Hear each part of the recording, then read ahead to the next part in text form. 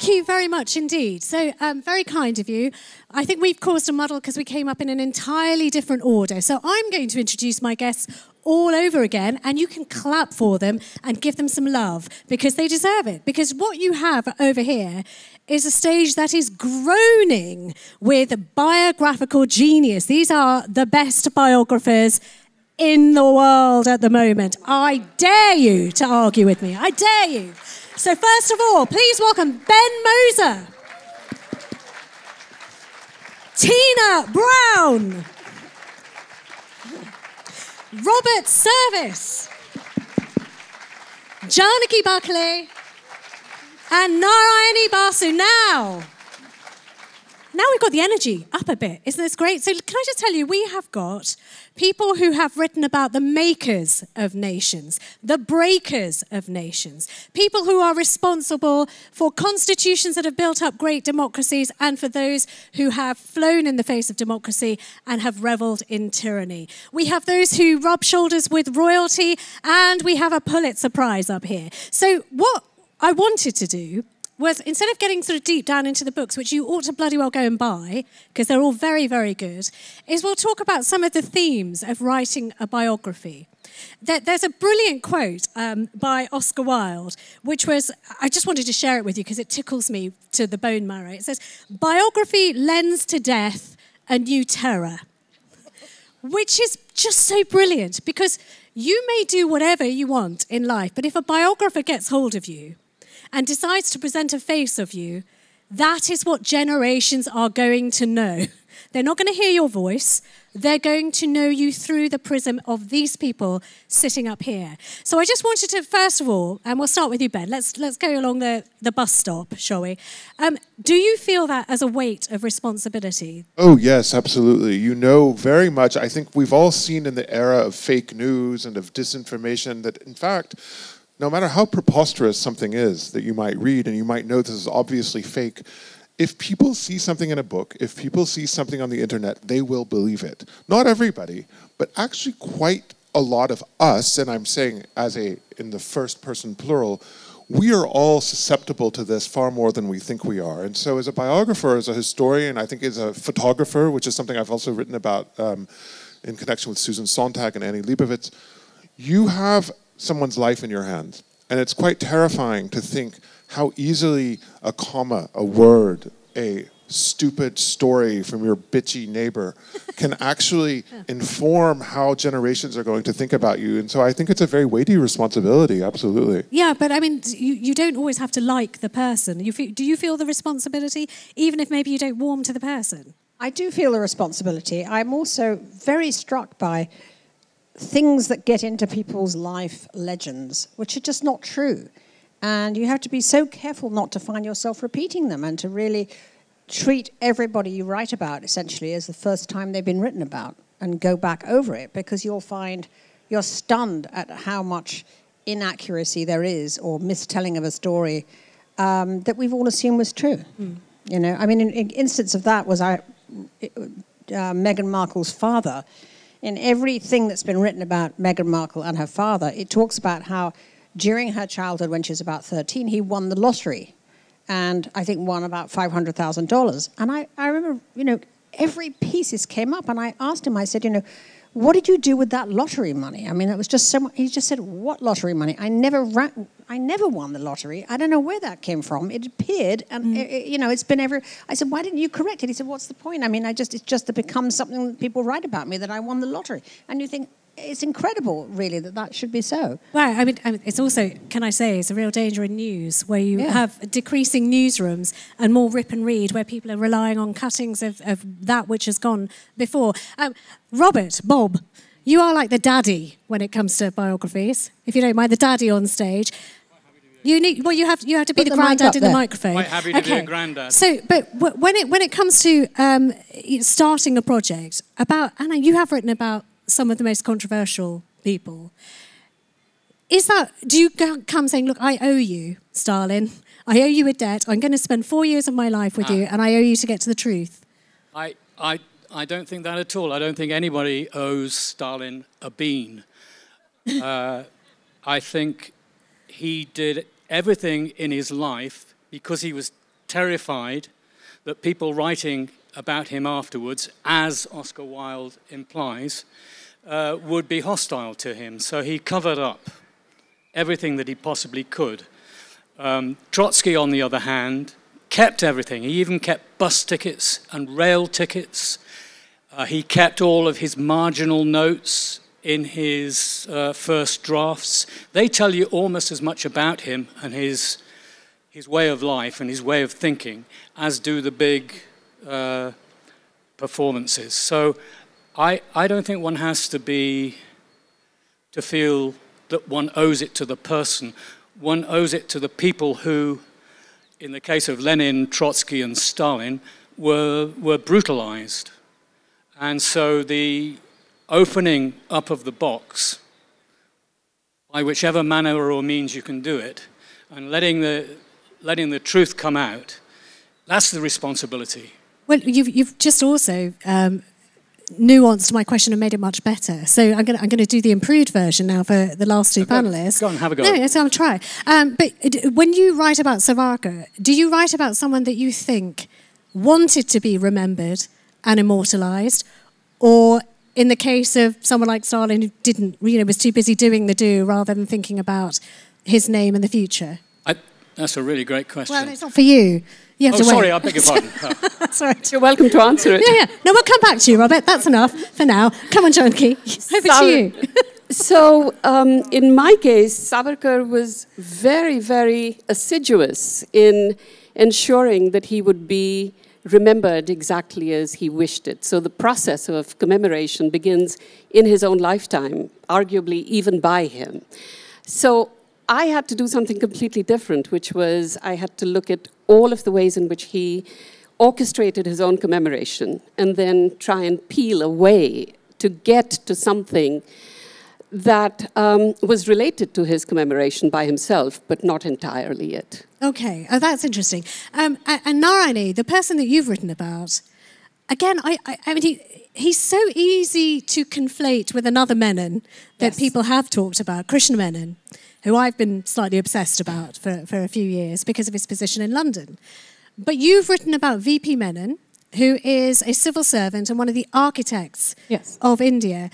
But by virtue of being a civil servant, did he want to disappear in the background and you've kind of forced him out against his will when you've written a biography? I think by virtue of being a civil servant, you automatically do disappear into the background, which is why my task was cut out for me, because he was also working in the first half of the 20th century, which is when our independence movement was really taking off.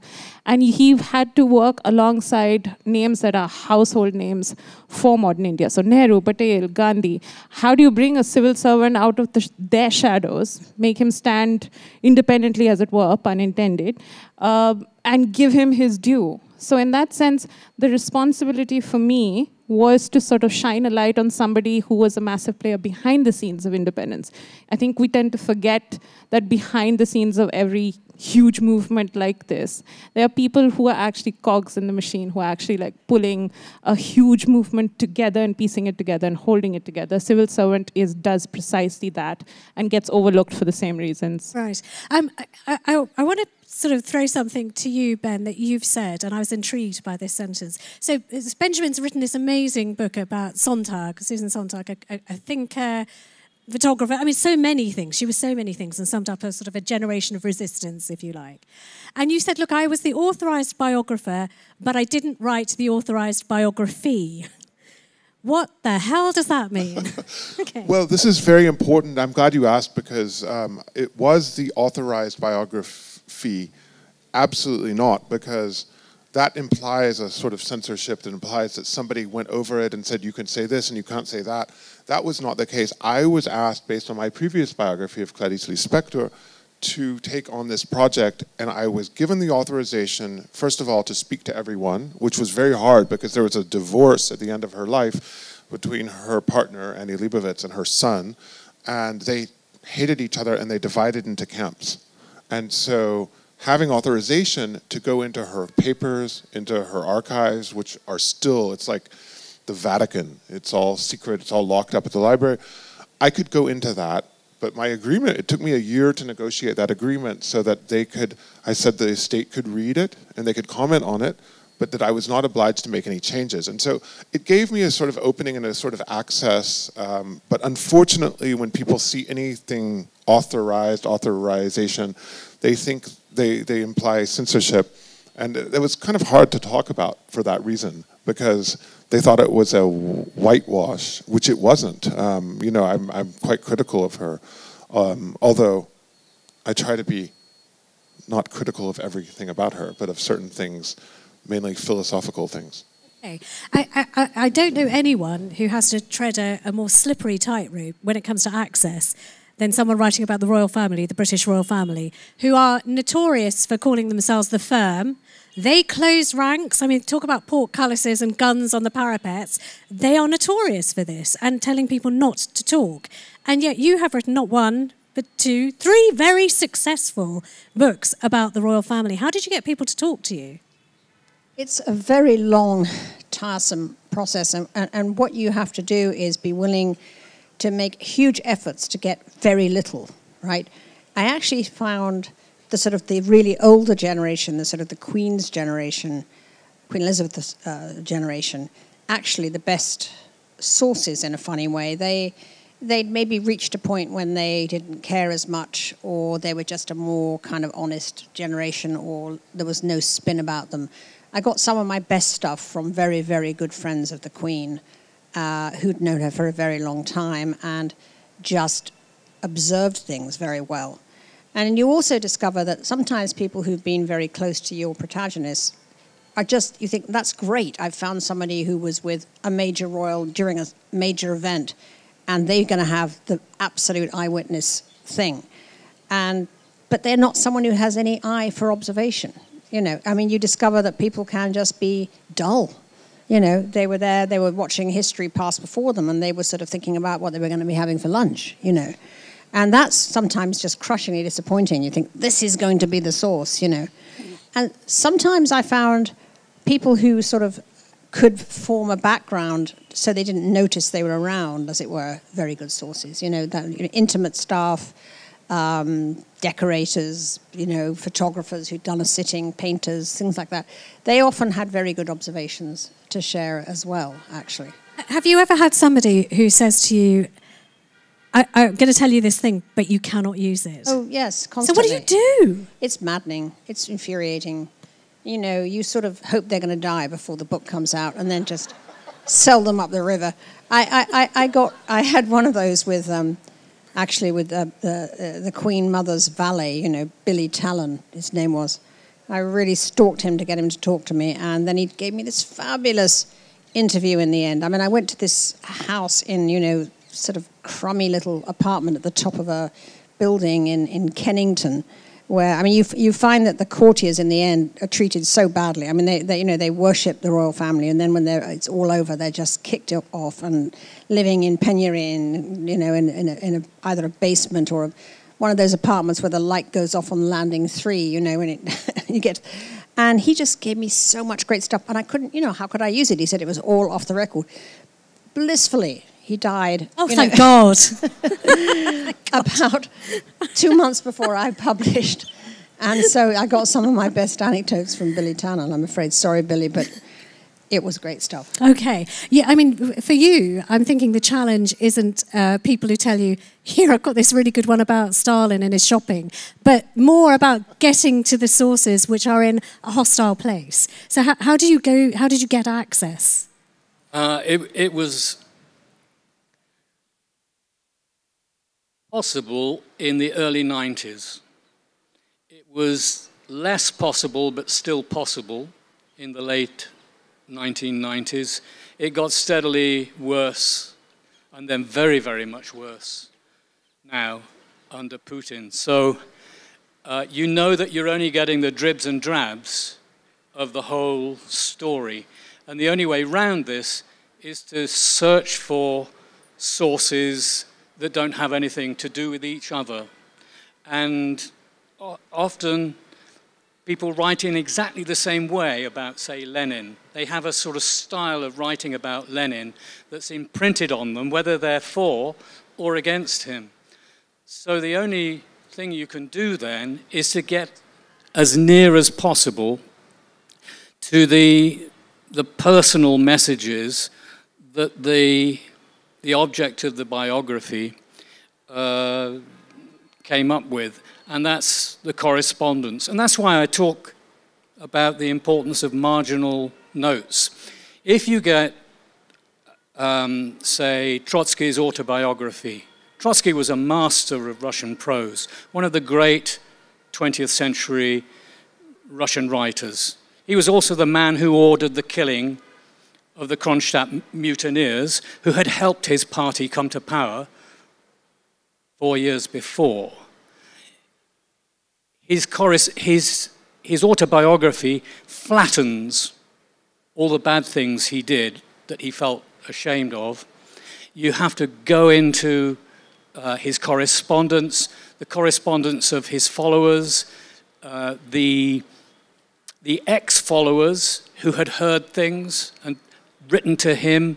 You have to use every single weapon you have to take the top off the box that he's trying to construct to conceal his own inner life. And Trotsky got up to all sorts of things apart from politics. He was fascinated with literature. He had a very, very active love life. He was devoted to his children, but not to the point that he paid much attention to them when they got into psychological difficulties. The task of writing a biography is that you have to look at everything, and people are often more self-revealing when you can see what they've written in the margins of their first drafts, what they fiddle around with and then cut out or put in. That often tells you more than a great speech will ever tell you. That's what I found fascinating and, well, frankly, alienating at the same time. Right. So, I mean, that's not good news for biographers of the future, basically, unless, someone saves track changes. They're never going to see any of those things, those handwrites, those pauses, even letters. I mean, we'll come back to that maybe in a moment. You wrote about Janaki, somebody who is mythologized in India now, is the father of Hindutva, is often referred to by Modi as sort of one of the founding father of the nation, to the point where it sort of eclipses Gandhi, or at some point there was an attempt to replace Gandhi, but now the two are sort of existing side by side, two men who could not have been more different. When it came to accessing any kind of source material on Savarkar, did you find that you had to pass some kind of purity test by the gatekeepers who said, what's your intention? What do you want to do? And then only we'll talk to you and show you the papers? No, I didn't have to pass a purity test. The thing with Savarkar is that when I began the project, I didn't actually begin with the intention of writing a biography. I began the project because I had 3 historical questions. One of them was, how was it that in a relatively short period, 50 years is not a long time historically, that one vision of the nation had been eclipsed by another. And the vision of the nation that had taken over in 1947-48, well into the 60s, was on the back burner, it was on the margins. So how had it come back into sort of roaring into the center? That was the first. The second thing that I wanted to do was sort of pull at the boundaries of what makes up Indian intellectual history. So there's endless written about Gandhi and Nehru and Bose and Bankim Chandra and so on, and not that much written about those figures who disagreed with them, whether that's K.M. Munshi or Madan Mohan Malviya or any number of people. And so that's why I went to Savarkar. And then the third thing was that as I began working on Savarkar, I discovered to my immense dismay that just about everybody writes about him. Everybody writes about him. Retired IT professionals in Silicon Valley wrote about him. Retired computer scientists, journalists, scholars. And then discovered, to my delight, that almost everybody who writes about Savarkar in English doesn't read him in Marathi. And so the archive for me was actually his Marathi writings. And then the archive for me became, as it does, I think, for most historians, a kind of serendipitous archive. Mm-hmm. It became the prefaces of the Marathi works that were written about him. It became works that were written about him in other Marathi journals and newspapers.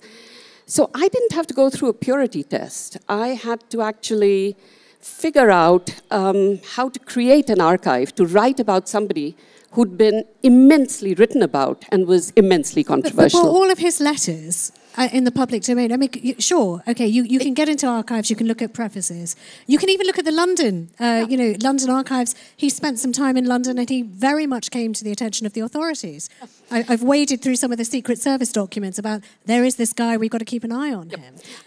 I was very lucky to get the police file on him.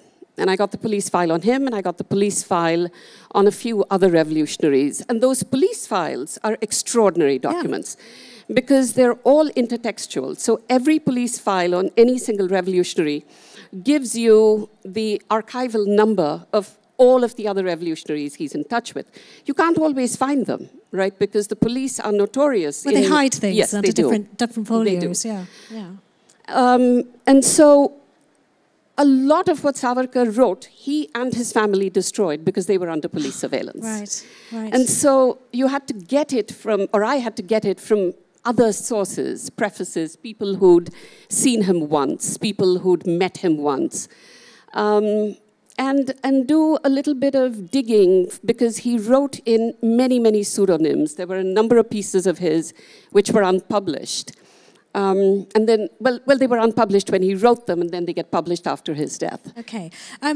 Civil servants, we've already established that when in their existence, when they're doing the job, they have to be in the background. They exist to let others shine in front of them. But your character is kind of the Where's Wally of history, because he's there at such a pivotal moment. Yeah. Did you find him appearing in some really important, well-known diaries, letters of those household names who've been written about to death? And did he himself keep a naughty diary? Because sometimes civil servants did that. They wouldn't talk in public about how insufferable they thought people were around them, but they would keep quite waspish diaries and letters about this. You know, I wish he had. It would have made my job so much easier. But what actually helped me was the fact that, so VP Menon was our last reforms commissioner before we became independent. He was also Sardar Patel's right-hand man when it came to the integration of the princely states. His immediate boss was a guy called Harry Hodgson. Harry Hodgson was much younger, but they became the best of friends. And when Harry Hodgson was researching his own book on his time in India, he came out to India before VP Menon died in the 1960s, sat down with him and interviewed him. And 18 hours worth of interviews are in the SOAS archives. And when I discovered that, it changed everything. So full disclosure, I am his great-granddaughter. So this changed my writing of this, and it was a personal and professional moment of great joy, right? I could listen to him. He talked without reserve, right? This was some 20 years after he had retired. And he talked without reserve about the full swathe of the independence movement. He talked about the people he had seen. He talked about being in rooms where there were arguments. It was the actual... But he wasn't bitchy, and bitchy is quite exciting. He was, I wish he was bitchy. He was angry about a lot of things, and I allowed that anger to become one of the primary voices in the writing of this biography. Because when you're listening to someone talking about being in the room when certain important decisions were being taken, it changes how you're approaching writing this, right? So that was one. The other part was when you're looking at archival sources per se. Like Robert was saying, sometimes it's the notes in the margins, and sometimes it's, the annotations to various things. That's where you find the civil servant actually speaking, more or less, right? If you go back and look at all the transfer of power volumes, he's in nearly every dispatch. He's there. He's there. Just, ask Menon this or get Menon's opinion on that, which helped me to understand that, okay, this guy played a far more pivotal role than I had ever dreamed he did, which allowed me to look at the archives with fresh eyes and say, okay, I need to sort of understand how the transfer of power actually took place. The area where I hit a difficulty was his personal life. So VP Menon, his first marriage was an arranged marriage. He had 2 sons by it. And then at some point, when the eldest son was 9, this first wife just vanishes. There's nothing. There's no documentation. There's no photograph. There's nothing, right? He then goes on to marry another person, another woman, and this woman, the second marriage, becomes the definitive Mrs. Menon, Mrs. VP Menon. I couldn't find anything. So that is, actually speaking, my real great-grandmother vanished into thin air. When I questioned descendants of the family, they just closed ranks, would not tell me anything about her. So that became a huge block. I had to address I wanted to sort of address that in the book, which I have. And I've said that, look, I haven't been able to find anything. Yeah, I've tried. Because, I mean, there's no point it's a juicy story. I mean, what happened? These kids were traumatized by this woman's disappearance. Why was she expunged from family records? These are unanswered questions in the biography, which... Well, volume 1 of the biography. Well, I mean, so people come forward to things. And people, I mean, you know, you had no bitchiness. I had no bitchiness. Then you were doing backstroke and, you know, front crawl in one of the most erudite, and may I say, quite waspish sort of sections of humanity. So when you were talking to people, how could you, as a biographer, sift through and go, you know what, you have an agenda and you're just being unpleasant and not very nice, or you have absolutely got the measure of, in this case, Sontag, but anyone that you write about? Well, this is one of the real difficulties, because people tell you, we were just in the green room talking about a notoriously waspish is a generous way of describing this person, a person who, at this kind of, Tina's talking about the royal court, you know, but there was a kind of royal court, and if you're talking about a powerful politician, in the case of Stalin, you know, or these other people, there's always an agenda. So it's not that nobody has an agenda. I think you have to assume that everybody has an agenda and then just say, what is the agenda? And then once you assume that, you can say, well, this was an ex-lover. This was a political rival. This was a family member. You know, so those people come into it. And I think that a word that's so hard to define and so hard to understand is taste. It's a very difficult word to pin down. But the more you know about something, it's funny, I'm with a friend who's here in India for the first time. And when you come to India for the first time, there's so much happening. You can't really see it. It takes a while to actually know what's what and where is where and who is who. And it sometimes sort of might take 10 trips to come to India before you start actually seeing something closer to what an Indian would see. And with a biography, you're not only involved in this person's life, you're involved with everything around it. And you do get to know the people, and you get to know who's honest and who isn't, who's desperate to be in the biography. You're talking about people who are long dead, which is a little different. But you know, with Sontag, it's all of New York who are still around, and they're desperate to be in the biography because there's some cultural prestige and there's some sort of fancy points that you get from being involved with this person. And but I think the taste that you evolve from just knowing stuff is very hard to describe, but you do get it at a point, and you think, oh, that person, forget it. That person, though, and often, as Tina was saying, it often is a completely, you're talking about marginalia also, and these little, but it's also people who are sort of marginalia, and those people are good, and some of these people can have all this access and all this knowledge, and they don't tell you anything, and they're dull. And sometimes the woman who, you know, pours you the water at the event has this eagle eye. And those are the people that you look for. And it will just be, as Tina was saying, one fact that unlocks one treasure trove of stuff that you've heard. With your journalism as well as with your books, have you had people come up to you, Tina, because again, yours are alive still, and people who know them are alive still, coming up and saying, you know that, what you wrote hurt me, I hated it, and I want you to answer for what you did. I mean, do people ever take it that personally? In my Vanity Fair diaries, there were people who discovered what I was thinking about them at the time and were upset by it, because sometimes you have sort of very congenial social relationships with somebody, but if you're really asked to take a truth serum and sort of say something, say who you think they really are, isn't necessarily the same thing. And as I was publishing my diaries, I was determined for them to be authentic, you know. So there were some people that I wrote about in a fairly sardonic fashion that they were very upset about it. And what do you say when someone looks you in the eye and says, you know what, I thought you liked me. I thought you thought I was fabulous. I mean, in the case of this one person, it was about his father. And I said, look, you know, it's what I felt at the time. You know, I came to feel differently about him later, which was sort of true, as I got to understand. But I did think he was a complete bloody buffoon, you know, when when it came to business. And it was, I didn't quite know what to say about that. It was just a fact, you know. So relations cooled, I would say, after that. Right. So it's difficult. But you can't, if you want to be truthful and real, you just simply can't log roll and sort of pretend, you know, otherwise it's dead on the page.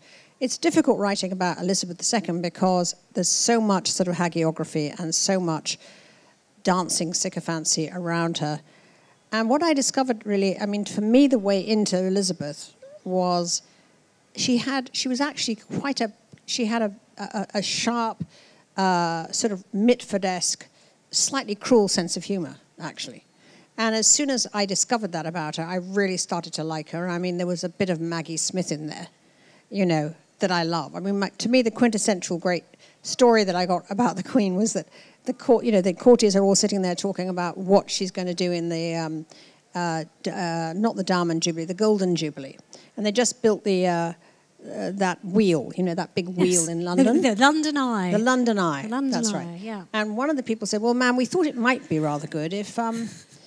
rather interesting and rather amusing, perhaps, if you took a ride on the London Eye.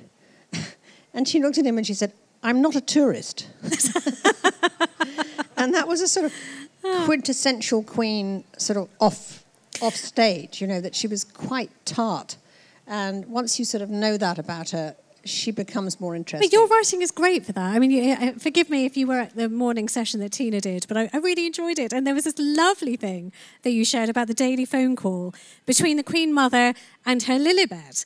And the question, go on, you tell them how the question went. It's so sweet. Her mother had a great sense of humour too. I mean, the Queen Mother's sense of humour was different. She was very camp in her sense of humour, and whereas Elizabeth was sort of sharp and tart.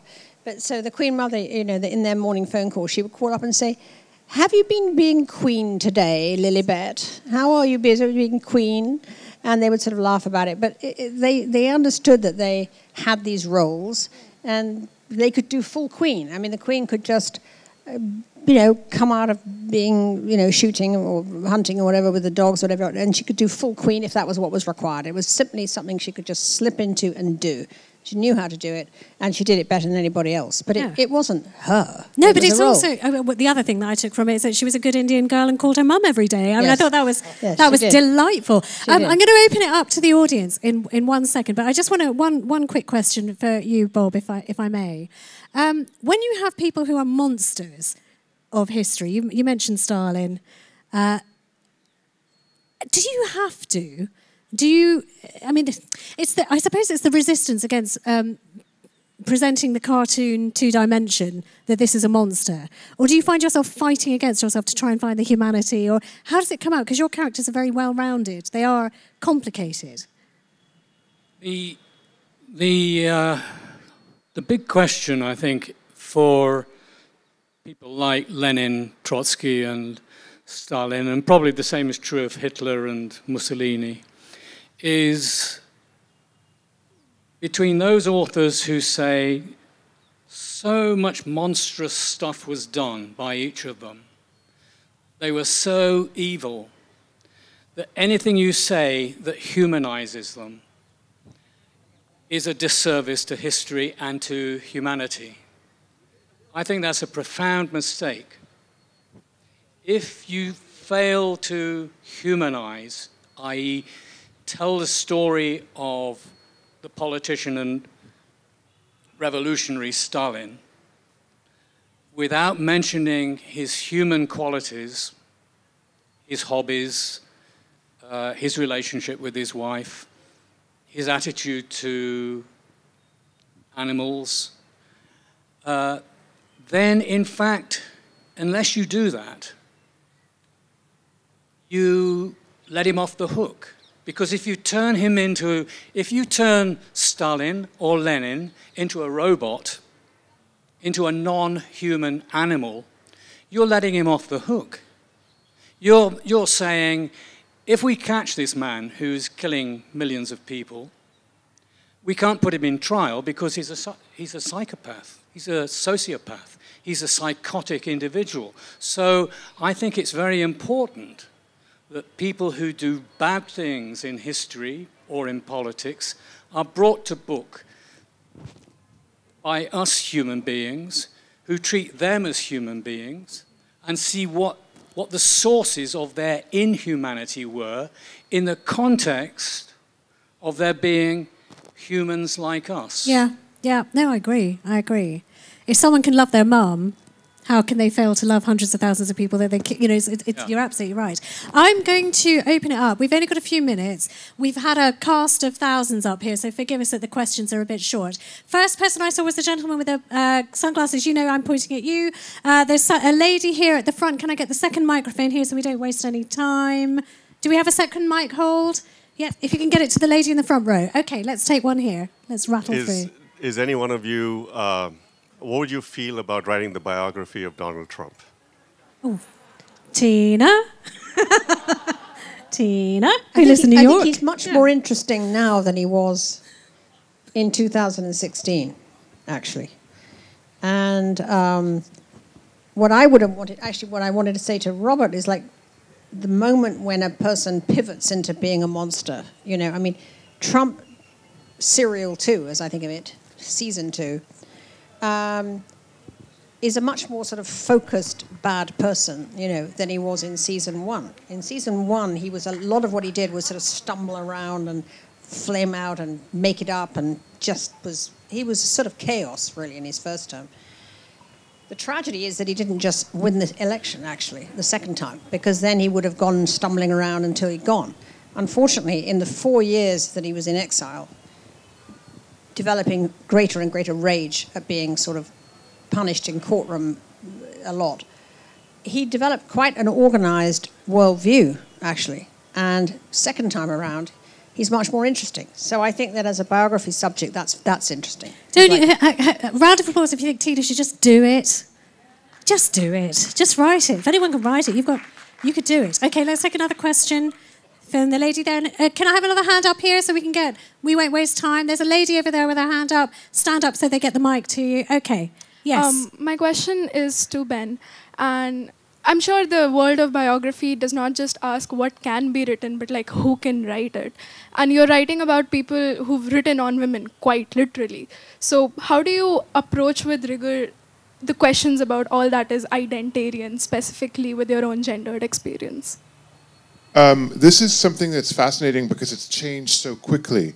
When I first started writing my first biography of Clarice in 2005, 2004, first of all, men never wrote biographies of women, so this was thought of as wonderful. And everybody said, oh, it's so great that you're doing this, nobody does this, isn't that lovely?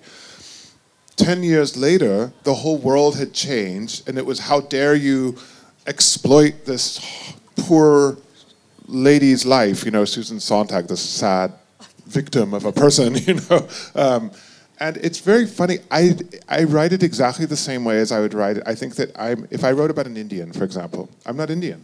So does that mean I can't ever write about India or Indians? Does it mean I can't write about people who have a different religion or a different class background or a different education or maybe speak a different language? I write because I'm interested in the person. Being a woman is a part of it. Being an Indian is a part of it. Being, a Hindu is part of it. And I think it's boring to only write about yourself. It means also you can't ever write a novel because those people aren't you.